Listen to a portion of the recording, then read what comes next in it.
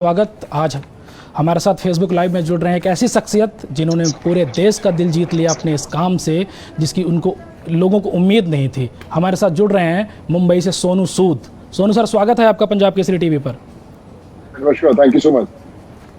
सबसे पहले तो पंजाब केसरी और पूरे देश की तरफ से आपको एक बिग सैल्यूट कि आप जो बेहतरीन काम कर रहे हैं, लोगों को घर पहुँचा रहे हैं, उसकी तरफ से एक सलाम आपको बनता है। और इसके साथ ही हम आपको सर एक फ़ोटो दिखाएंगे, उसके बारे में पूछना चाहेंगे आपसे। पीसीआर से मैं कहना चाहूँगा उस फ़ोटो को, सर इस फ़ोटो के बारे में कुछ, क्योंकि आप जब मुंबई पहुँचे थे तब की ये फ़ोटो है और इस पे बोरीवली से चर्च गेट का पास है ये जी। तब जिंदगी की शुरुआत हुई थी कि लगा कि स्ट्रगल शुरू करनी है लाइफ की, और बोरीवली से चर्च गेट के बीच में ही सब प्रोडक्शन ऑफिस होते थे और जितने फिल्म स्टूडियोज होते थे।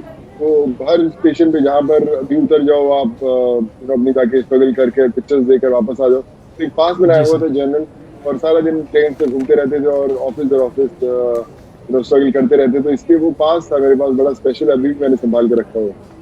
वो पास हमें किसी तरह मिला। हमने सोचा कि जब सोनू सर से बात होगी तो कोशिश करेंगे कि इस फ़ोटो के ज़रिए उनसे बात की जाए, क्योंकि मुंबई ने जितना कुछ सोनू सर को दिया उतना उन्होंने सोनू जी ने मुंबई को वापस कर दिया। क्योंकि वो मुंबई को बनाने में जिन कामगारों की सबसे बड़ा हाथ है, जिनका आज वो जब परेशान थे तो सोनू सूद खुलकर सामने आए। तो इसका किस्सा सोनू सर से जानेंगे। सोनू सर, वो आप अपने होटल से निकल रहे थे तो फिर कुछ लोग मिले, उसके बाद का किस्सा अगर आप हमारे दर्शकों को बताएं कि इस मुहिम की शुरुआत कैसे हुई। हम लोग मेरी एक दोस्त है नीति गोयल, तो मैं और वो हमने एक फूड ड्राइव शुरू की जहाँ पे हम लोग 40 से 45 हज़ार लोगों को खाना रोज बांटा करते थे। फिर एक जगह पे हमारा थाने में एक जगह है जहाँ पर बहुत सारे माइग्रेंट्स जाते हैं, तो हमने वहाँ पे पूरा खाने का सिस्टम रखा हुआ था जहाँ पे हम खाना देते थे। तो वहाँ पे एक फैमिली जा रही थी जो कर्नाटका जा रही थी पैदल। तो हमने उन्हें रोका, पूछा कि आप क्यों पैदल जा रहे हो, और आप हमें मौका दो एक दो दिन का, हम लोग परमिशन देके आपको बस पे भेजते हैं। और वो बोले कि नहीं, कोई परमिशन से कुछ नहीं होगा, हमें जाना है पैदल और मिलेंगे नहीं। तो हमने किसी तरह उन्हें कन्विंस किया रुकने के लिए। तो फाइनली हमने वो परमिशन ली और 350 लोग पहली दफा कर्नाटका गए प्रॉपर ऑफिशियल परमिशन देकर। मुझे लगता है वो एक टर्निंग पॉइंट था जहाँ पर लगा कि ये जो जंग है वो सिर्फ कुछ 350-400 लोगों तक नहीं होनी चाहिए, हमें बहुत सारे लोगों को पहुंचाना है। और अभी हम हर स्टेट में, उत्तर प्रदेश, बिहार, उड़ीसा, झारखंड, वेस्ट बंगाल, हर जगह पे लोग जा रहे हैं और भेजने की कोशिश लगे हों। सर, आप हर रोज़ अब तक 15,000 से ज़्यादा लोगों को घर पहुंचा चुके हैं। हर रोज़ 40 से 45 हज़ार लोगों को भोजन करा रहे हैं जो परेशान हैं। सब कुछ कैसे मैनेज कर रहे हैं? आपके साथ नीलिमा, सॉरी माफ़ करिएगा, जो आपकी फ्रेंड है नीलिमा, आई नो, वो हैं, आपकी पूरी टीम है। तो सब कुछ कैसे मैनेज हो रहा है सर? देखिए, बोलते हैं कि जब आप पहला स्टेप आगे रखते हैं तो कारवां जुड़ता जाता है, बहुत सारे लोग आपके साथ जुड़ते रहते हैं। और ऐसे ही हुआ, पहले मैंने और नीति ने हमने सोचा कि चलो ये शुरू करते हैं खाने की ड्राइव। फिर मेरा एक होटल है जूहू के अंदर, वो मैंने डॉक्टर्स और जितने पैरामेडिकल स्टाफ है उन लोगों को दिया। और फिर जब ये सबसे जो ज़्यादा ज़रूरी चीज़ थी, ये माइग्रेंट, जब ये शुरू हुई तो हमें लगा कि ये जो परेशानी है हर शहर में, हर हाईवे पे, हर स्टेट की है, तो इसको हमें सॉल्व करना जरूरी है। फिर हम जुड़े, मेरे चार्टर्ड अकाउंटेंट्स की टीम, इनफैक्ट मेरा परिवार, मेरे जो वाइफ है, बच्चे, सब लोग इस चीज़ों में लग गए कि किस तरह लिस्ट बनाई जाए सारी और उनको भेजने के लिए पूरी तैयारी की जाए। मैं कहता हूँ कि जो ऐसी जंगें होती हैं अकेले नहीं जीती जाती, आपको बहुत सारा साथ चाहिए रहता है। और मुझे लगता है कि मेरे साथ अभी काफ़ी लोग जुड़ रहे हैं और आगे आ रहे हैं। सर, नीलिमा भी हमारे साथ जुड़ गई हैं। नीलिमा, अगर आप हमारी आवाज़, नीति, सॉरी नीति, आप हमारे साथ जुड़ गई हैं, आपको आवाज़ आ रही है हमारी? हाँ, आ रही है, बीच बीच में कट रही थी। Welcome to Punjab Kesari TV. Thank you ji, thank you. Niti, आपका फ्रेम अगर थोड़ा सा ठीक कर लें, आपको मोबाइल को थोड़ा सा दूर कर लें तो फिर बस thank you so much.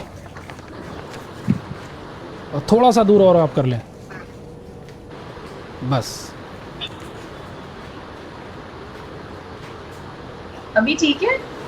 Sonu sir और नीति मैम दोनों लोग हमारे साथ हैं। ये एक ऐसी टीम है जिसने प्रवासी मजदूरों को घर पहुंचाया और जो लोग सड़कों पर थे, लाखों लाखों लोग, मुंबई को जिसने बनाया, मुंबई को जिसने एक नई पहचान दी, वो परेशान जब थे तो कोई मुंबई के बहुत सारे लोग जो तो उनको खाना दे रहे थे, उनको दूसरी सुविधाएं मुहैया करा रहे थे, लेकिन सोनू सर और निधि मैम ऐसे हैं कि जिन्होंने उनको घर पहुंचाने का बेड़ा उठाया।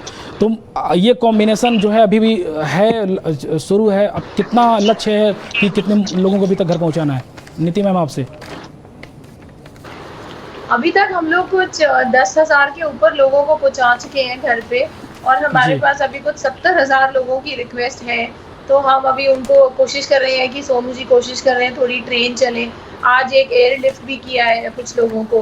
तो जैसे जैसे व्यवस्था हो रही है हम वैसे वैसे भेज रहे हैं, पर हम लोग 24 घंटे ही समझो काम कर रहे हैं, और रोज ही करीबन 10 से 15 बसेस निकल रही हैं, कभी ट्रेन निकल रही हैं। तो हम लोग जितना जल्दी हो सके लोगों को मिलवा रहे हैं अपने परिवारों से, उनको घर भेज रहे हैं। तो सर शेड्यूल पूरा बिल्कुल बिजी होगा इस समय, क्योंकि अब लोगों के फ़ोन, ट्विटर पे रिप्लाई, ट्विटर के जरिए लोगों की मदद। सोनू सर आपसे जानना चाहूँगा कितने लोगों की टीम इसके पूरे मुहिम के पीछे काम कर रही है? जैसे मैंने बोला कि जो शुरुआत थी मैंने और नितिन ने शुरू की कि घर भेजो में सब लोगों को घर भेजा जाए। फिर हमारे परिवार वाले जुड़ गए, नितिन के हस्बैंड प्रणय, वो भी 24 घंटे लगे रहते हैं, मेरी वाइफ सोनाली, वो लोग भी सब कुछ ना कुछ करते रहते हैं। फिर उसके अलावा मेरी चार्टर्ड अकाउंटेंट्स हैं, वो उनकी पूरी टीम 1 से 2 से 10 लोग जुड़े, और फिर नीति के कुछ लोग हैं वो दोस्त, वो भी जुड़े। तो अभी कम से कम 15-20 लोगों की तो वो उन लोगों की लिस्ट है जो सब लोग जो फोन करते हैं, मैसेजेस करते हैं, उनका डाटा निकालना कि कौन गोरखपुर जाएगा, कौन लखनऊ जाएगा, कौन झारखंड जाएगा। तो एक बड़ा प्रोसेस है, उनको बुलाना, ट्रांसपोर्ट की बसेज अरेंज करना, उनका खाना वाना सब अरेंज करके करना। तो हो रहा है, मुझे लगता है कि ऊपर वाला है जो हमें सिखा रहा है कि ये सब कैसे होगा।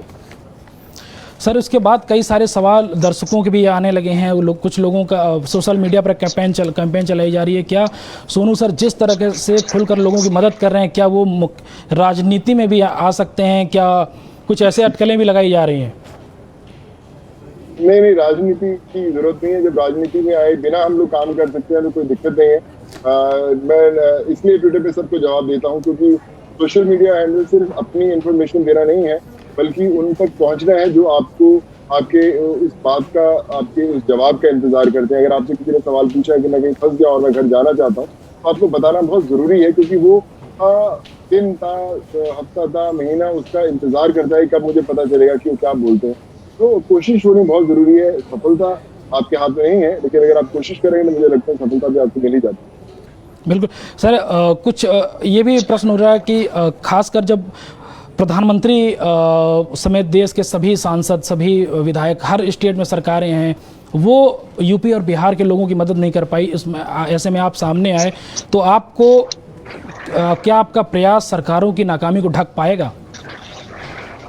देखिए, हर एक इंसान का खुद तरीका होता है करना। सरकार ने भी बहुत कुछ किया है, हम ये नहीं कर सकते कि सरकार ने नहीं किया, बहुत कुछ किया है। लेकिन एज इंडिविजुअल आप खुद कॉल ले सकते हैं। सरकार की कई बार पॉलिसीज होती हैं, तरीके होते हैं, प्रोटोकॉल्स होते हैं, जो जिसके अंदर कई बार समय ज्यादा लगता है और उसमें आम जो लोग हैं प्रवासी, उनका नुकसान हो जाए या कुछ भी।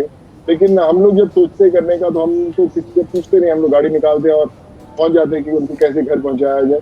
तो हमारी सरकार तो वही है कि मैं नीति को फोन करता हूँ, नीति आज इतने लोग हो गए, चलो उनको घर भेजा जाए, और फिर हम लोग अगले दिन उनको घर भी भेज देते हैं। तो आई थिंक ये थोड़ा सा मोमेंट की कॉल होता है, और हम लोग इसीलिए इससे सफल हो पाए, क्योंकि हमने सोच लिया था कि बहुत लोगों को घर भेजना है, और हम लोग उसके पीछे भिड़ गए।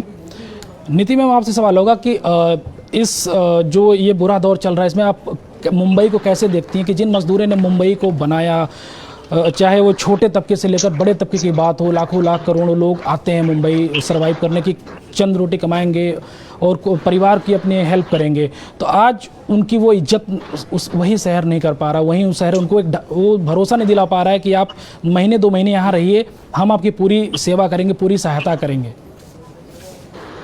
असल में क्या हुआ है ना, मुंबई में क्या हुआ है, यहाँ पे इतनी ज़्यादा संख्या में है ये माइग्रेंट्स, तो यहाँ पे की जो गवर्नमेंट है या यहाँ पे जो बीएमसी आप कह लो, वो अपनी तरफ से पूरे स्टेप्स उठा रहे हैं, पर प्रॉब्लम हो रहा है इसलिए क्योंकि बहुत ज़्यादा संख्या में ये लोग, लाखों की संख्या में हैं, और इनका भी सोचना ठीक है कि भाई हमने अपने हाथों से ये देश बनाया है। आज आप देखो, सड़कें हैं, हॉस्पिटल है, घर है, मकान है, बिल्डिंग है, सब इन लोगों ने ही बनाया है। तो 2 महीने 2.5 महीने तक इन्होंने काफ़ी सब्र रखा कि चलो कुछ खुल जाएगा, हमें काम मिल जाएगा, पर इनके पास ना काम है ना पैसे हैं।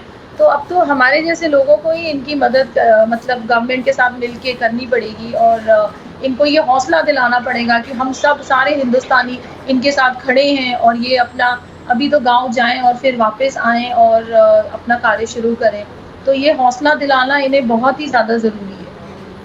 मुझे लग रहा है कि अभी भी आप जहाँ से लोगों की मदद की जा रही है आप वहीं मौजूद हैं या घर पे हैं? अभी नहीं, अभी तो मैं घर पे हूँ, पर अभी मैं स्टेशन ही जाने वाली हूँ क्योंकि हम लोग जितनी भी श्रमिक ट्रेनें चल रही हैं बॉम्बे से, उसमें हम लोग खाना पानी फ्रूट्स डाल रहे हैं और वो इसीलिए कर रहे हैं ताकि कोई भी भूखा ना जाए घर पे। काफ़ी ऐसी रिपोर्ट्स आई हैं जहाँ पे यात्रियों को खाना नहीं मिला है, पानी नहीं मिला है, तो हम लोग अपनी कोशिश में है कि कोई भी यात्री भूखा ना जाए, तो बस उधर ही कोऑर्डिनेशन में है।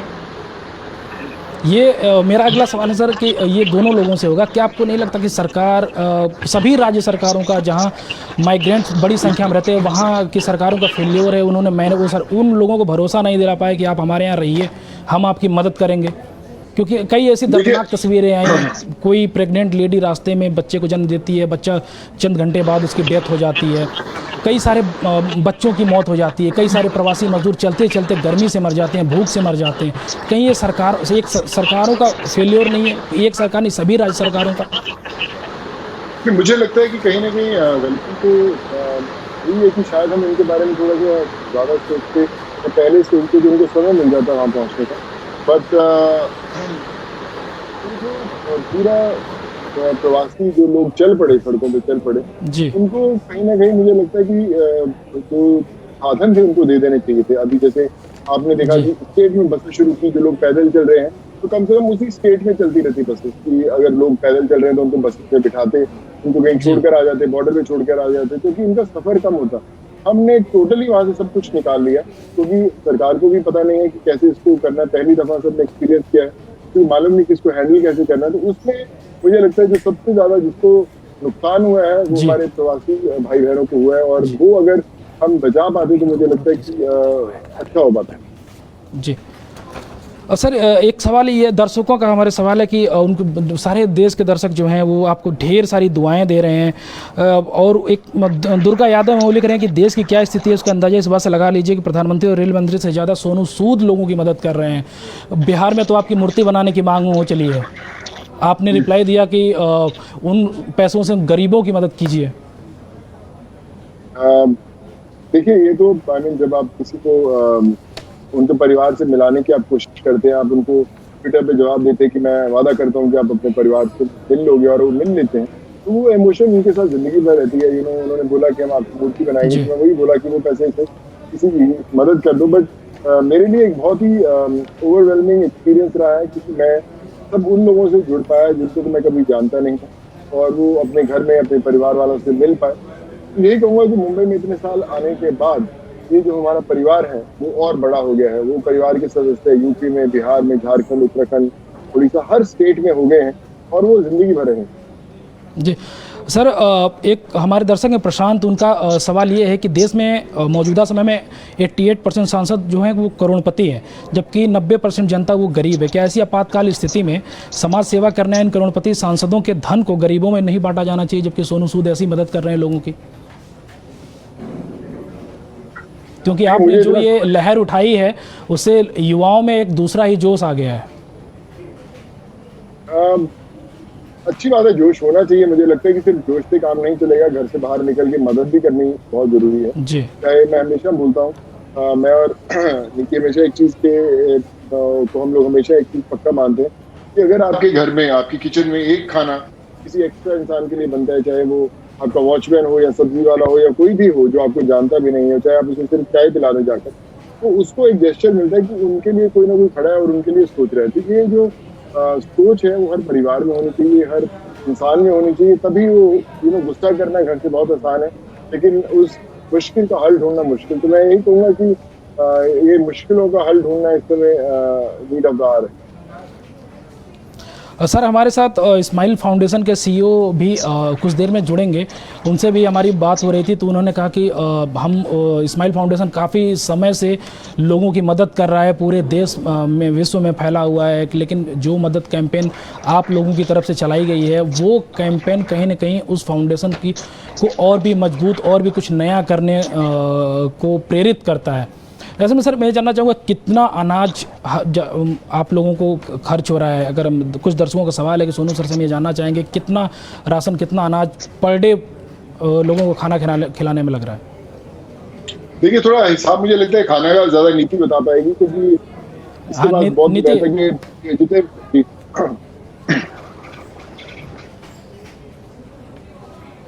जितने नीति आवाज आ रही है आपको? नीति आवाज आ रही है आपको? अब आ रही है। सर हमारे साथ इस्माइल फाउंडेशन के सीईओ संजय सर भी हैं। संजय सर स्वागत है आपको पंजाब केसरी टीवी पर। संजीव सर धन्यवाद आपका। हमारे साथ सोनू सर हैं। सोनू सर आप इंटरेक्ट कर रहे होंगे सर को, इस्माइल फाउंडेशन के सीईओ हैं, आपकी काफ़ी तारीफ कर रहे थे, क्या कहना चाहेंगे सर आप सोनू सूद के बारे में?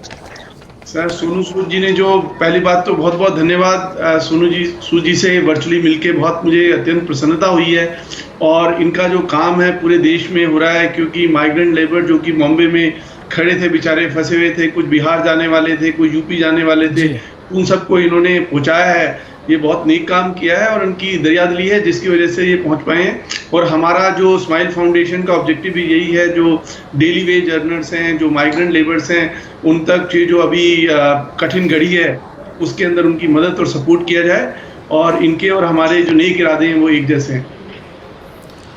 नीति मैम मेरा सवाल आपसे था जो मैं सोनू सर से कर रहा था कि कितना राशन, कितनी सामग्री पर डे आप लोगों तक पहुंचा रहे हैं? क्या कुछ आंकड़ा दर्शकों में उत्सुकता है, क्योंकि वो हर सब कुछ जानना चाहते हैं कि इसके पीछे कितना खर्च हो रहा है, क्या कुछ हो?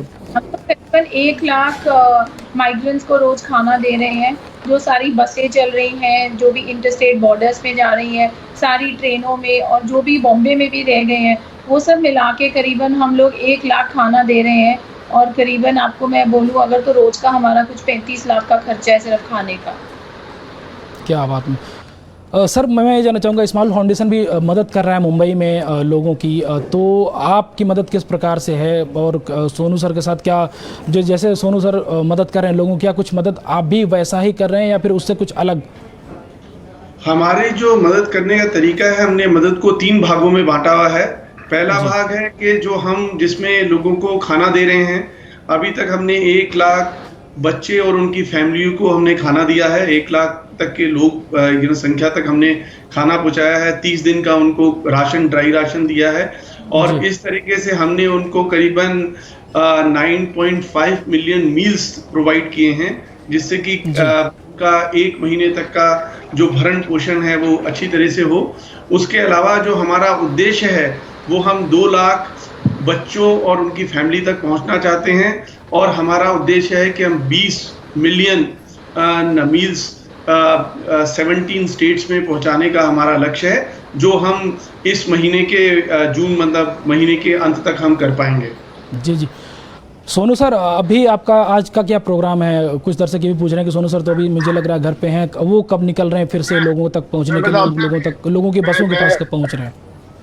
मैं आपसे इजाजत ही लेने वाला था। अभी मैंने बोला कि उधर मेरा लगातार फोन बज रहा है, नीति का भी फोन बज रहा है, हमें भागना है। बहुत सारे लोग मुंबई में अलग अलग कोनों में फंसे हुए हैं, उनको उठाकर एक जगह पर लेकर आना है, उनकी सब बसेस करने उनका तैयार है। कुछ परमिशन भी रुकी हुई हैं, उन परमिशन को भी फटाफट फोन करके बुलाना है ताकि शाम तक सब लोग अपने अपने स्टेट्स पे निकल पाए। तो बस इसीलिए मैं भी आपसे इजाजत ही लेना चाहूंगा कि आप हमें बस ऐसे ही विशेष देते रहें और हम लोग काम करते रहें। Thank you so much. Thank you so much Sonu sir हमसे जुड़ने के लिए, और नीति मैम हमसे जुड़ने के लिए। आप दोनों का बहुत बहुत धन्यवाद। देश को, माइग्रेंट्स को, श्रमिकों को, आप जैसे लोगों की ज़रूरत है। पंजाब केसरी की तरफ से आप लोगों को सलाम है, पूरे देश की तरफ से सलाम है। हम यही चाहेंगे कि अगर आपके पास समय हो तो रुक जाएं, अगर समय नहीं हो तो आप जो काम आप इतना नेक काम कर रहे हैं उसको आप कर सकते हैं। और हमारे साथ इस्माइल फाउंडेशन के सर भी जुड़े हुए हैं, आप लोग भी जुड़े हुए हैं। सोनू सर आप लोगों का बहुत बहुत धन्यवाद कि आप लोग हमारे साथ जुड़े, और मैं चाहूँगा कि जो आप काम कर रहे हैं उसको आप करते रहिए, क्योंकि एक उम्मीद लोगों में जगी है क्योंकि राजनीतिक दल जो है उनसे लोगों का विश्वास उठ गया है। आज जो आवाज़ एक चल रही है कि ये तो सिर्फ आपस में लड़ते रहते हैं, लेकिन कुछ लोग ऐसे भी हैं जो बिना कुछ कहे, बिना कुछ सोचे, बिना कुछ समझे कुछ ऐसा काम कर जाते हैं जिससे लाखों मुरझाए चेहरों पर मुस्कान आ जाती है। सोनू सर, जाते जाते एक आखिरी मैसेज आप छोड़ जाएं कुछ देश के नाम, सरकारों के नाम, जिससे लोग कुछ समझ सकें। देखिए, मैं कोई मैसेज छोड़ने की पता नहीं स्थिति में हूँ या नहीं, पर इतना ही कहता हूँ कि जो भी है, जितने हमारे प्रवासी मजदूर भाई बहन हैं, आप पैदल ना जाएं, थोड़ा सा इत्मीनान रखें। सरकार ने भी बहुत अभी सुविधाएं शुरू की हैं कि धीरे धीरे आप जल्दी घर में पहुंच जाएंगे। हम भी कोशिश में लगे हैं, अब तो पूरा देश आप लोगों के साथ है और बस आने वाला समय अच्छा ही होगा। ये समय जो मुश्किल था वो कट रहा है और कट जाएगा, और हौसला रखिए और फिर हम लोग वापस जो है नॉर्मल जिंदगी में जरूर घुसेंगे और वे भी इससे बेहतर जिंदगी। नीति मैम, एक छोटा सा सवाल आपसे होगा कि आप जो सोनू सर के साथ मिलकर इस मुहिम को आगे बढ़ा रही हैं, इसमें अब आप आगे क्या क्या ऐड ऑन करने वाली हैं? अभी तो हम लोग पहले सबको अपने सुरक्षित घर पहुंचाना चाहते हैं। उसके बाद हम लोग एक और काम कर रहे हैं। काफ़ी फार्मर्स हैं नासिक में और पूना में जो लोग अपना सारा सब्जी और फ्रूट्स फेंक रहे हैं क्योंकि उनके यहाँ तक पहुँच नहीं पा रहे हैं और बॉम्बे में लोगों को खाना नहीं मिल रहा है। तो हम लोग उनकी बातचीत जारी है फार्मर्स से, तो हम लोग वो सारा सामान उठा के ये सारे जो यहाँ पे क्लस्टर्स हैं, जो कंटेनमेंट जोन्स हैं, उनमें हम लोग फ्री में ये सब सब्जी फ्रूट बांटेंगे, जो कि कुछ टनों में होगा सामान। तो फार्मर्स की भी मदद हो जाएगी और लोगों तक भी ये पहुंच जाएगा। तो ये हमारा अगला कार्यक्रम है। संजीव सर, एक छोटा सवाल आपसे होगा कि स्माइल फाउंडेशन इस मुहिम में क्या कुछ अब करेगा, क्योंकि एक लॉकडाउन जो है थोड़ा सा लंबा चलना है, जो भी आ रही है कि जून तक में 15 जून तक लॉकडाउन बढ़ाया जा सकता है, तो इंडस्ट्रीज़ बंद हैं, सब कुछ ठप है, तो आपकी मदद तो अनवरत चलती रहती है, पूरे साल चलती रहती है, तो आप लोगों का इस मुहिम को कैसे आगे बढ़ाएंगे? आपने बहुत अच्छा सवाल किया। मैं अपनी बात को, पहली वाली बात को भी थोड़ा कंप्लीट करना चाहता था कि एक तो हमारा काम है ड्राई राशन, जो हमने आपको बताया कि 2 लाख बच्चों और परिवारों तक हमको पहुंचना है, जिसमें हमें 1 लाख तक पहुंच गए हैं, 1 लाख जून माह में पहुंचेंगे। इसके अलावा हम टेली काउंसलिंग और टेली मेडिसिन की फैसिलिटीज़ भी लोगों को दे रहे हैं। फ़ोन के द्वारा यदि कोई बच्चा बीमार पड़ गया है, उनके परिवार में कोई बीमार पड़ गया है, तो हमारी सेवाएं चल रही हैं। उसके अलावा हमारी मोबाइल वैन भी 38 मोबाइल वैन्स भी चल रही हैं, जो कि बच्चों को और परिवार को कहते हैं प्राइमरी हेल्थ केयर की सर्विसेज हम प्रोवाइड कर रहे हैं। ये हमारा काम हमेशा चलता रहेगा। उसके अलावा हम कहते हैं स्किलिंग में भी नए तरीके से काम करने की बात सोच रहे हैं, और हमारा जो काम है ये जितने भी जो अंडर प्रिविलेज कम्युनिटी है, माइग्रेंट लेबर्स है, डेली एज वर्कर्स है, उन तक पहुंचना और उन्हीं को ये सेवाएं देना ही हमारा ऑब्जेक्टिव है। और ये काम हमारा, हम 15 साल से इस काम को कर रहे हैं और आगे भी। सोनू सर, मुझे पता है कि आपके फ़ोन लगातार बज रहा है, लेकिन एक आखिरी सवाल आपसे होगा और इसके बाद हम इस प्रोग्राम को ख़त्म करेंगे कि क्या इन प्रवासी मजदूरों के लिए कोई स्किल डेवलपमेंट प्रोग्राम आप चलाएंगे, जिससे आने वाले समय में ये जब कोई ऐसी समस्या हो तो इनको स्किल डेवलपमेंट प्रोग्राम की तरह जो ये सीखें उनसे उनको मदद मिल सके?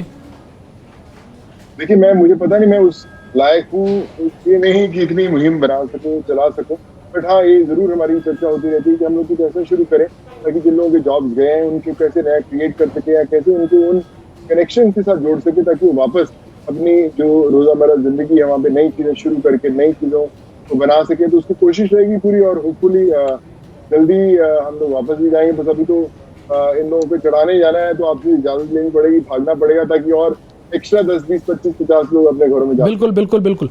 Thank you so much Sonu sir, आपका हमसे जुड़ने के लिए, नीति मैम आपका जुड़ने के लिए, स्माइल फाउंडेशन की तरफ से CEO सर हमारे साथ थे। तीनों लोगों का बहुत बहुत धन्यवाद, और पंजाब केसरी और पूरे देश की तरफ से आप लोगों को एक बिग सैल्यूट कि आप लोग इतना अच्छा मुहिम, इतनी अच्छा काम कर रहे हैं। Thank you so much all of you. Thank you, बहुत बहुत धन्यवाद। Thank you. ये थे हमारे साथ सोनू सूद, उनकी साथी नीति और स्माइल फाउंडेशन के CEO संजीव जी, जो तीनों लोग मुंबई में प्रवासी मजदूरों की मदद कर रहे हैं। जो लोग घर नहीं जा पा रहे हैं उनको घर पहुंचा रहे हैं और अपने मुहिम के जरिए लाखों करोड़ों लोगों का दिल जीत रहे हैं। ऐसे ही अगली शख्स के साथ जल्द ही रूबरू होंगे, तब तक देखते रहिए पंजाब केसरी TV।